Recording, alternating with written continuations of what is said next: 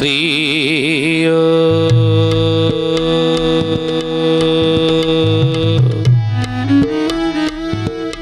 ओम भूर्भुवः स्वः तत्सवितुर्वरेण्यं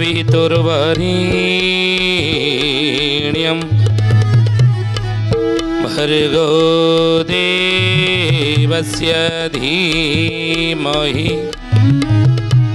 धियो यो नः प्रचोदयात्।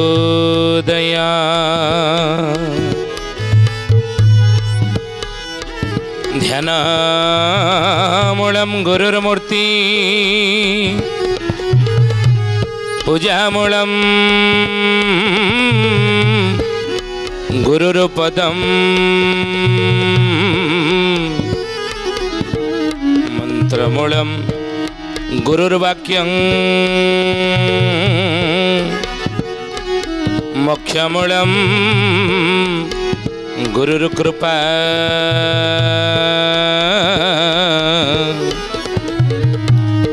मोक्षमूलं गुरुर्कृपा। बोलिए महापुरुष अच्युतानंद जी की श्रद्धेयानी ज्ञानी गुणी मंडली आज अध्याय आलोचना को आपण मानक स्वागत जनाऊँ। आज मालिका वचनर आलोचन आम आलोचना करिया जाऊे जी कली कली जुगरे क्यों क्यों जगार सब रही कलीर स्थान सब क्यों क्यों जगह भागवत लिखिले कले मिथ्यावसई द्वितमते काम कामिनी मतमते राधे गोविंद गोविंद गोविंद पदुगा लुचि मकरंद प्राणी मारणे रजगुण सुवर्ण मथिर पुगण राधे गोविंद गोविंद गोविंद पदुगा लुचि मकरंद आओ आनंदे बोला हरि हरि हरि का दिवे भवो पारी राधे गोविंद गोविंद गोविंद पदुगा लुचि मकरंद। राजा परीक्षित कली जुग को 5टी जगार स्थान देइछन। ज्ञानी गुणी मंडली सुधीजनी आज मालिका वचन आलोचना आपण मैंने शुणुचंती जे राजा परीक्षित कली जुग को क्यों 5टी स्थान रे 5टी जगार स्थान देइछन बा कलीर क्यों क्यों जगार स्थान सब अच्छी कले मिथ्यावसई द्वितमते कलीर प्रथम स्थान होची कौन ना जुआ खेल। कली जुग को द्वितीय स्थान राजा परीक्षित देले कौटी काम कामिनी कले नारी जगार द्वितीय स्थान। कली को तृतीय स्थान राजा परीक्षित देले कौ जगार ना मद मदी कले निशा कारबार। कली जुगर चतुर्थ स्थान राजा परीक्षित कली को चतुर्थ स्थान देले कौटी ना प्राणी मारणे रजगुण प्राणी मारणे जीव हत्या। कली जुग राजा परीक्षित को पचारा कहले हे मणिमा मते आपण प्रथम स्थान देले जुआ खेल ए जुआ खेल जगार मु रही मोर प्रथम स्थान से मोर परिचय कौन मुझे कली अच्छी बोली लोक किमी जानिबे ना मिथ्यावसई द्वितमते तू मिछ रूप तू रही रे कली जुआ खेल जोटी होथिबो। विभिन्न खेल जुआ लगा जाए कि ताश खेल एक जुआ खेल नहीं क्रिकेट खेल होची से जुआ खेल बाजी लगौना कि क्रिकेट खेल जुआ खेल सहित समान कोड़ी घोड़ा रेस है से खेल भितर में पैसा जोड़ी लगेले जुआ खेल एटी तोर प्रथम स्थान रे कली मिछ भाव तोर से मिछ अच्छी। इस्लाम धर्म रे जुआ खेल को पाप बोली धरा जाए ये कथा आपण इस्लाम धर्म पढ़िले जानिबे कुरान पढ़िले जानी पारिबे। कुरान लेखा अछि जे जुआ खेल होची पाप पाप बोली कहा जाय खेलते नाही ନା ଏଗାରେ ଏ ଅକ୍ଷର କଲେ ଯୋଗ, ଏଗାରେ ଏ ଅକ୍ଷର କଲେ ଯୋଗ ଭାରତ କପାଳେ ବିଜୟ ଯୋଗ, ଭାରତ କପାଳେ ବିଜୟ ଯୋଗ ଗୁଲି ବାଡ଼ି ଖେଳ ବିବାଦେ ଖେଳି, ଗୁଲି ବାଡ଼ି ଖେଳ ବିବାଦେ ଖେଳି ଆର୍ଯ୍ୟ ଅନାର୍ଯ୍ୟରେ ଲାଗିବ କଳି, ଆର୍ଯ୍ୟ ଅନାର୍ଯ୍ୟରେ ଲାଗିବ କଳି। 600 ବର୍ଷ ତଳେ କାଗଜ କଲମର ଉଦ୍ଭାବନ ହେଇନଥିଲା। ତାଳପତ୍ର ଲେଖନୀ ସାହାଯ୍ୟରେ ଲେଖନ୍ତୁ ଲେଖିଲେ କଳେ କଳି ଯୁଗରେ ଏଠି କଳି ରହିଛି, ଏଇଠି କଳି ଅଛି। କୋଉଠି ନା ଏଗାରେ ଏ ଅକ୍ଷର କଲେ ଯୋଗ ଭାରତ କପାଳେ ବିଜୟ ଯୋଗ। 11 ମସିହାରେ ହେଇନଥିଲା ବିଜୟ ଯୋଗ। ଗୁଲି ବାଡ଼ି ଖେଳ ବିବାଦେ ଖେଳି କ'ଣ କହିଲେ? ଗୁଲି ବାଡ଼ି କହିଲେ କ୍ରିକେଟ। ଯୁଗ ତ ହେଇଛି ଉଦ୍ଭଟ, ଆଜି ପାଗଳ କରିଛି ସାରା ଦୁନିଆକୁ କ୍ରିକେଟ। ଇଏ ଦୁର୍ନୀତିର ଛକା ଚୌକାରେ ବର୍ତ୍ତମାନ ଦୁର୍ନୀତିମୟ ସଂସାର ନୁହେଁ, କେଉଁ ଜାଗାରେ ଦୁର୍ନୀତି ନାହିଁ। ଆଜିର ସମାଜରେ 600 ବର୍ଷ ତଳେ ମହାପୁରୁଷ ମାଳିକା ଲେଖିଥିଲା ଯେ ଦେଖୁନାହାନ୍ତି, କେଉଁ ଜାଗାରେ ଦୁର୍ନୀତି ନାହିଁ। ସେ ଶିକ୍ଷା ହେଉ, ସେ ସ୍ୱାସ୍ଥ୍ୟ ହେଉ, ସେ ଧାର୍ମିକ ଅନୁଷ୍ଠାନ ହେଉ ବା ଯେକୌଣସି ଜାଗା ହେଉ, ରାଜନୀତି ହେଉ, ସବୁ ଜାଗାରେ ଆପଣ ଦେଖନ୍ତୁ ଦୁର୍ନୀତି। ତେଣୁ ମହାପୁରୁଷ ଲେଖିଲେ ଯେ ଗୁଲି ବାଡ଼ି ଖେଳ ବିବାଦେ ଖେଳି ଆର୍ଯ୍ୟ ଅନାର୍ଯ୍ୟରେ ଲାଗିବ କଳି। ବୁଝିଲେ? ଆର୍ଯ୍ୟ ଅନାର୍ଯ୍ୟରେ ଏଇ କଳି ଲାଗିଛି। ଆଉ 18 ଦିନର ମହାଭାରତ, 18 ଦିନର ମହାଭାରତ ଓଳିଏ ହୋଇବ ଯେ ସୂତ୍ରପାତ, ଓଳିଏ ହୋଇବ ଯେ ସୂତ୍ରପାତ। 18 ଦିନର ମହାଭାରତ ଓଳିଏ ହୋଇବ ଯେ ସୂତ୍ରପାତ ବୋଲି ଅଚ୍ୟୁତାନନ୍ଦ ମାଳିକାରେ ଲେଖିଥିଲେ। ଆଜି ଦେଖନ୍ତୁ ତା ହିଁ ହେଇଛି। ଗୁଲି ବାଡ଼ି ଖେଳ କ୍ରିକେଟ। ତେଣୁ ସେଇଥିପାଇଁ ଯୁଗ ତ ହେଇଛି ଉଦ୍ଭଟ, ଇଏ ପାଗଳ କରିଛି ଦୁନିଆକୁ, ସାରା ଦୁନିଆକୁ କ୍ରିକେଟ। ଇଏ ଦୁର୍ନୀତିର ଛକା ଚୌକାରେ ଆଜି ବଲ ପଡ଼ୁଛି ଧାତରେ କାଟ ଧାତରେ କାଟ ଏଇଠିକି ଆଜି। ତେଣୁ ମହାପୁରୁଷ ଲେଖିଲେ କଥା, କଳିର ଏଠି ପ୍ରଥମ ସ୍ଥାନ, ସାବଧାନ। ଅଚ୍ୟୁତାନନ୍ଦ ମହାପୁରୁଷ କହିଲେ ବାବୁରେ ଇଏ ହେଉଛି କଳିର ପ୍ରଥମ ସ୍ଥାନ। ମିଛ ଭାବରେ କଳି ଏଠି ରହିବ। ଯୋଉଠି ତାସ ବେଶ ଜୁଆ ଖେଳ ତ ଜାଣି ସେଠି ମିଛ ଅଛି, ସେଠିକି ଯିବାନି। ରାଜା ପରିଚିତ ସାବଧାନ କଲେ, ରେ କଳି ଯୁଗର ମଣିଷ, ଇଏ ସ୍ଥାନକୁ ମୁଁ ତୁମମାନଙ୍କ ପାଇଁ ନିଷିଦ୍ଧ କଲି। ଇଏ ସ୍ଥାନକୁ ତୁମେ କେବେ ହେଲେ ଯିବ ନାହିଁ। ଆଉ ଗଲେ କଳି ଭିତରେ ବସିବ ନାଇଁ ବୋଲି ମହାପୁରୁଷ ଅଚ୍ୟୁତାନନ୍ଦ ଜି କି ଜ୍ଞାନୀ ଗୋଡ଼ି ମଣ୍ଡଳୀ ସଥି ଜାନି। ମହାପୁରୁଷ ଲେଖିଲେ, ମାଳିକାର ନାମ ହେଲା ଗରୁଡ଼ ଗୀତା। କ'ଣ କହିଲେ? କହିଲେ ପରଦ୍ରବ୍ୟ ଖାଇ ଦମ୍ଭ ପଣ କରି ମାଗିଲେ ନ ଦେବେ ଧନ, ପରବୃତ୍ତି ହରି ପରକୁ ଦଣ୍ଡିବେ ଅନ୍ୟାୟ କରିବେ ପୁଣ, ଅନ୍ୟାୟ କରିବେ ପୁଣ ହେ ସୁଜନେ, ଅନ୍ୟାୟ କରିବେ ପୁଣ, ଅନ୍ୟାୟ କରିବେ ପୁଣ ହେ ସୁଜନେ, ଅନ୍ୟାୟ କରିବେ ପୁଣ। ପରଦ୍ରବ୍ୟ ଖାଇ ଦମ୍ଭ ପର ଧରି ମାଗିଲେ ନ ଦେବେ ଧନ, ପରବୃତ୍ତି ହରି ପରକୁ ଦଣ୍ଡିବେ ଅନ୍ୟାୟ କରିବେ ପୁଣ। ଆଜି ସମାଜରେ ହେଇନି। ତେଣୁ ଏଇ ଜାଗାକୁ ରାଜା ପରିଚିତ ନିଶ୍ଚିତ କରୁଛନ୍ତି। ଗଲେ କଳି ଭିତରେ ପଶିବ, ଅନ୍ୟାୟ ଅନୀତିରେ ମାତିବ। ବୁଝିଲେ? ଧର୍ମ ବାଟରେ ଥାଇ ମଧ୍ୟ ତମ ଦ୍ୱାରା ପାପ କର୍ମ ହବ ଜୁଆ ଖେଳିଲେ ନାଇଁ।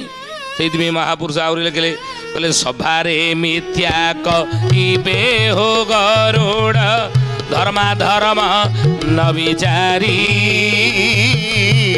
ନ୍ୟୁନ ଦେଖିବେ ଯେ ଜନମାନଙ୍କୁ ତାକୁ ପକାଇବେ ହାଣି, ତାକୁ ପକାଇବେ ହାଣି ହେ ସୁଜନେ, ତାକୁ ପକାଇବେ ହାଣି,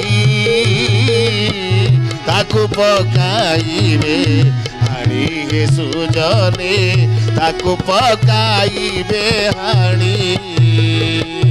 ତେଣୁ ପ୍ରଥମ ସ୍ଥାନ ହେଲା ଜୁଆ ଖେଳ, ଏଠିକି ଯିବ ନାହିଁ। ମନେ ରଖନ୍ତୁ, ହେ ଜ୍ଞାନୀ ଗୋଡ଼ି ମଣ୍ଡଳ तास पशा जुआ खेल जदि आज समाज में आम कौटी हो देखुचे भी जाऊे निषिद्ध करंतु ये जगह को जातु ना सेठी कलीर प्रथम स्थान रही जीवे कली भितर बसब कली की नहीं घर को आसवे घरे अजथार बिना कारण झगड़ा झाटी कली कजी आपणकर हम द्वितीय स्थान कलीर है कौन ना द्वितीय स्थान है नारी मिथ्या बसई द्वितीय मध्य काम कामिनी मत मते कामिनी कले नारी कलिजुग पचारा परिकित तो हे मणिमा नारी जगार से मोर परिचय कौन से कौ परिचय नहीं रही ना काम भाव रही रे कली नारी जगार तो काम भाव रही तो परिचय काम माने जो मैंने नारी की काम भाव देखिए काम दृष्टि जानबू ता भीतर तू पशु आउ मालिकार नाम जुगाब थी था अच्युतानंद लिखिले ब्रह्मचारी माने सबोजे नारी बस होइबे नानादि अन्याय करिण भंडीण खाओ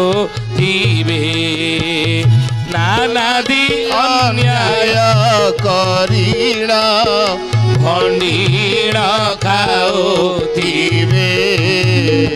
नानादि अन्याय करिण भंडीण खाओथिबे।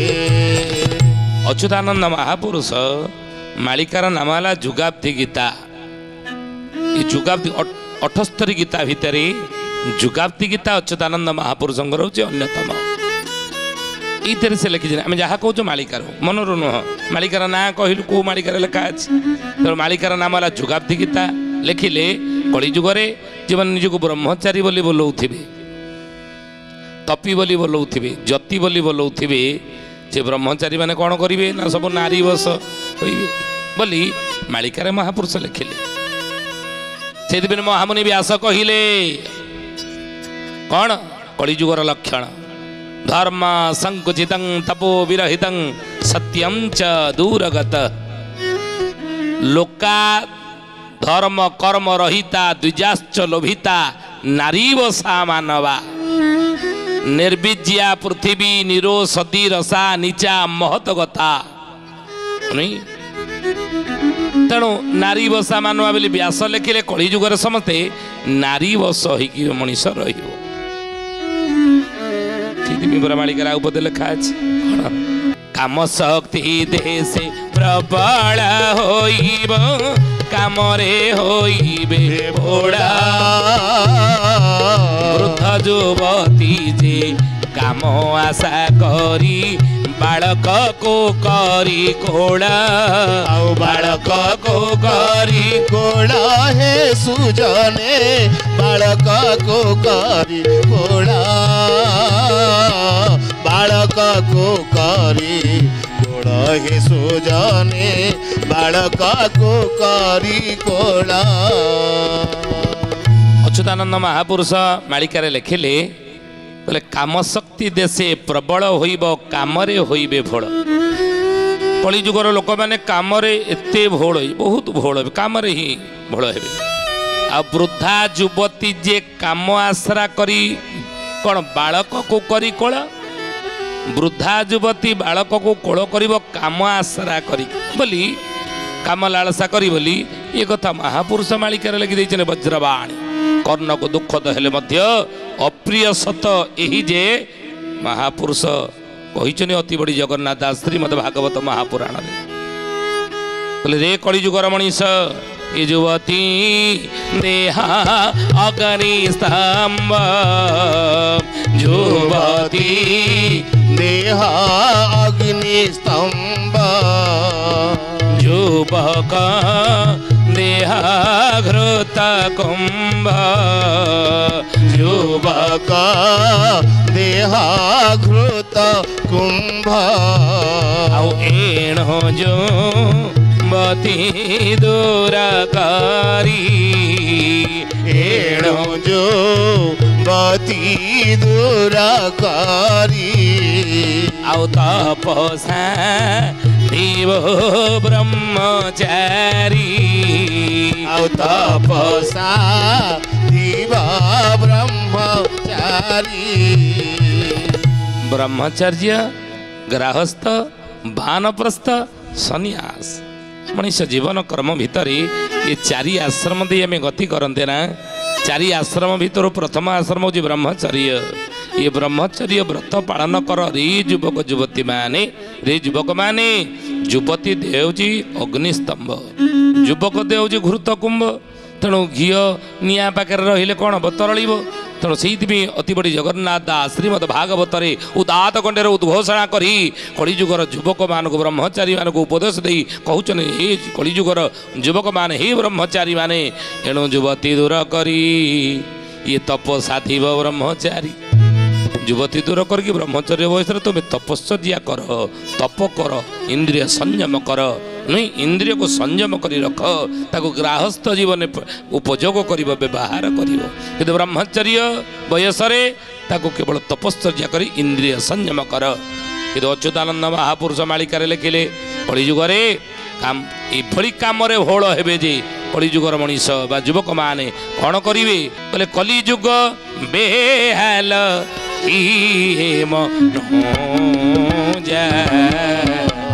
ନହି ମାନତ କବౌ ଅନୁଜାତ